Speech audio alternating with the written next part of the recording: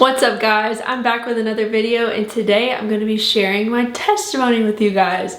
It's funny to think when I was thinking about doing this video of how long we've been doing YouTube and I've never talked about this before. I feel like that's strange. So here we are. Today's the day I'm going to do it. If you are not a Christian and you're not sure what a testimony even is, it's basically how you came to faith in Jesus, your walk through life of how you got to that point.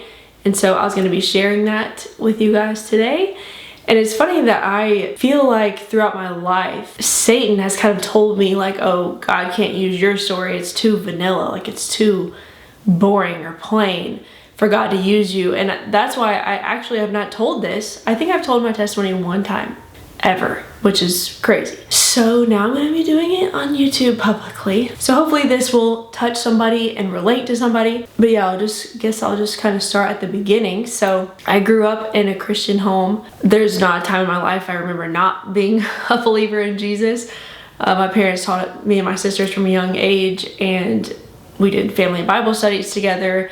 I watched my parents do small groups with their friends. We went to church every Sunday. I actually still go to the same church that I went to when I was little, so that's kind of cool. And so yeah, I started my walk with Jesus at a very young age, but of course, when you're little, it's more of your parents' faith that you're going off of and not so much your own, because you just, even to this day, I feel like God is so complex to understand that for a child, it's really hard to comprehend everything that God is and what Jesus did for us and everything. So you're kind of leaning on your parents' faith, but I officially gave my life to Jesus standing in my grandmother's living room. It was 1999 and it was New Year's Eve at night. So, you know, it wasn't midnight yet, but my dad, he wanted to do it for a day for us that we would remember.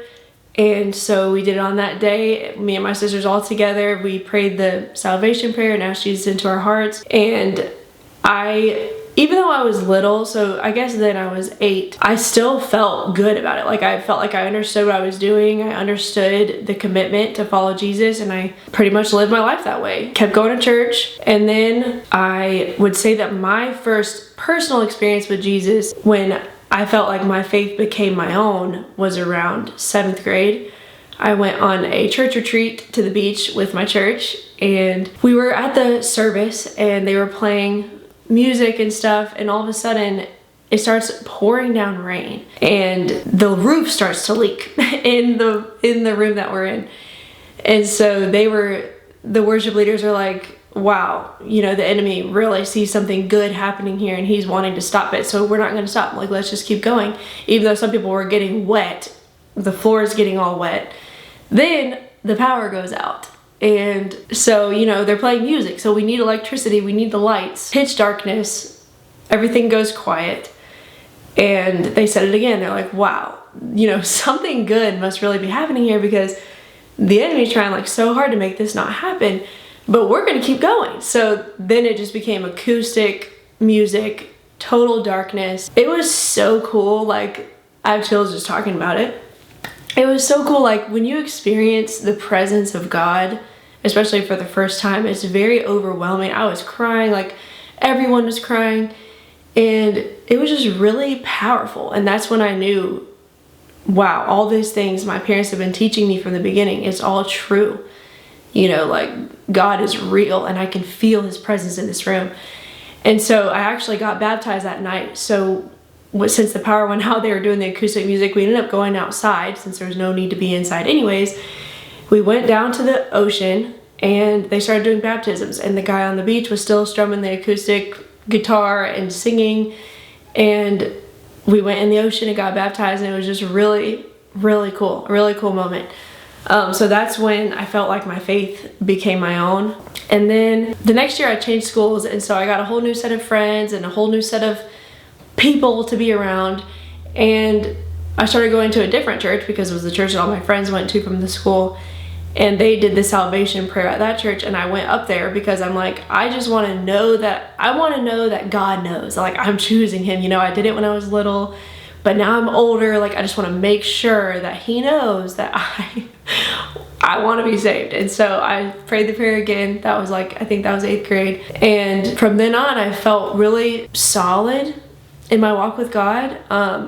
Of course, it goes like this here and there, but I've never had like a really low point where I was like, God's not real or he doesn't exist. I never felt that way or had that thought. And I guess that's from growing up all my life, learning about him and his goodness, and then experiencing his presence at a young age. And I just watched him work in the lives of people around me a lot. And so it was almost hard not to believe, you know?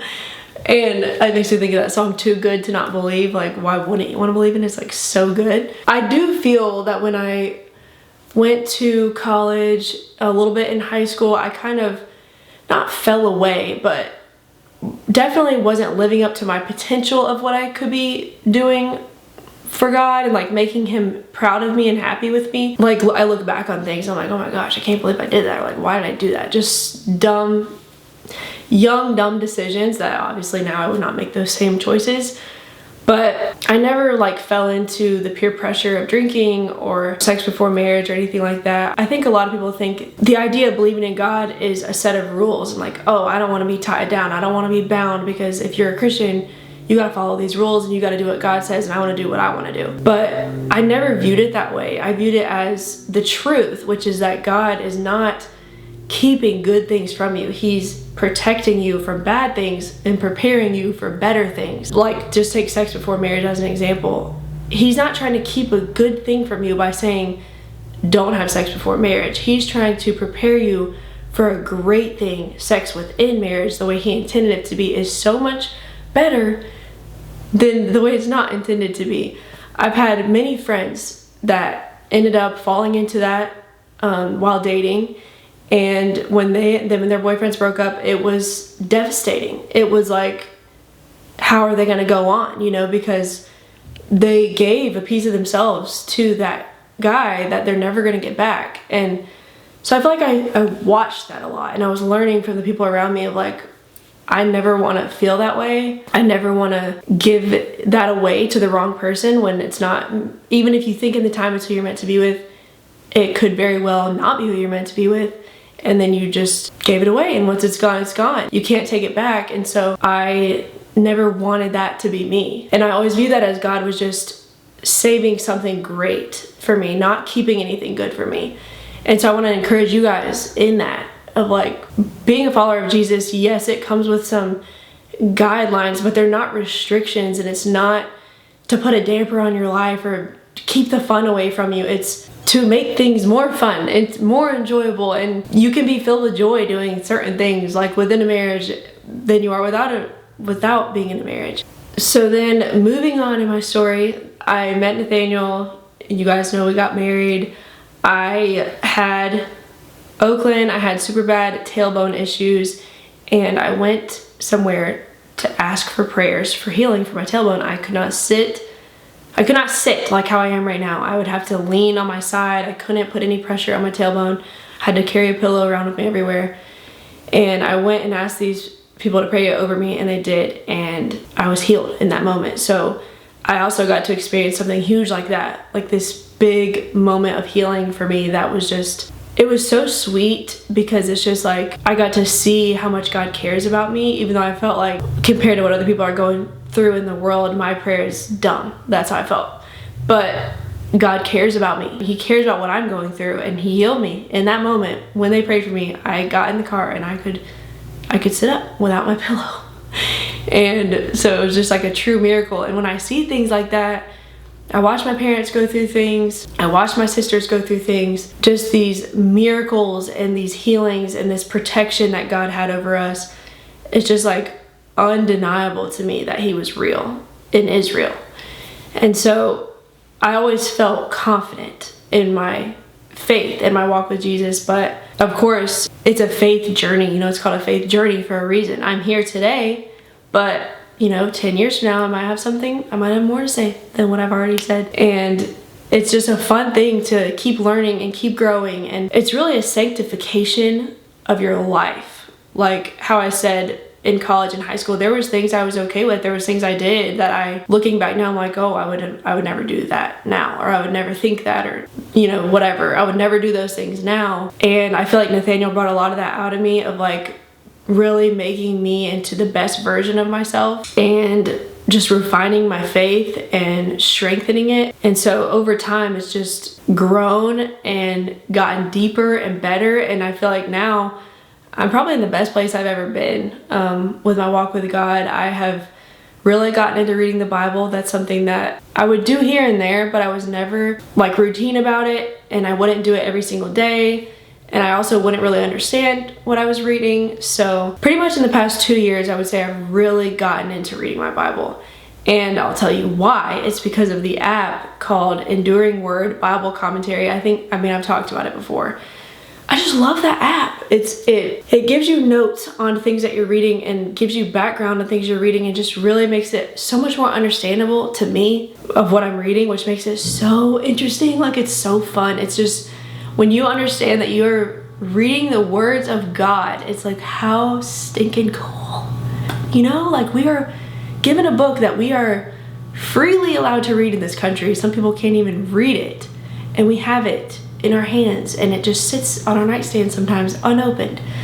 So I also want to encourage you in that, like, go pick up your Bible and read it, and get that app and try it. It made it so much more enjoyable for me and easier to understand, and I just feel like I've learned so much and come such a long way, and it's been really fun, and I want you guys to try it and do it too. So I'm just slowly learning, and I will be learning for the rest of my life, because there's just so much, and I think we will die not knowing everything. It's just so complex and deep, which makes it so fun. Like, what other topic is there that's just eternally interesting and relevant? Like, you could read one page of the Bible today and it could mean one thing to you, and you could read it 5 years from now and it could mean something totally different. And then another little story about faith that I've talked about on here before is when my sister-in-law's boyfriend passed away in the Brussels terrorist attack. That was a big faith-building moment for me, because I don't remember ever praying more in my life than those days.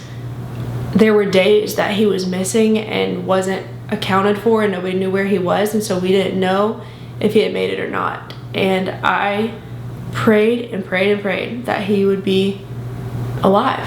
And unfortunately, that prayer was not answered in the way that I wanted it to be. But it was still a big faith-building experience, because it almost showed me how much I don't pray, maybe, or like how much you come to God in desperation, how much energy you put into it when you're desperate. And I just had a thought that I don't want to be that way. Like, I don't want to only be coming to God when I'm desperate, or when I need something, or when I'm like begging him to do something for me. I want to be going to him with all the good things too. You know, like constantly being thankful in my day and praying throughout my day more than once, more than just at night, and just kind of living in this state of being in communication with God. That's the moment that it taught me that. And I think through his death, so much was done and so much was learned.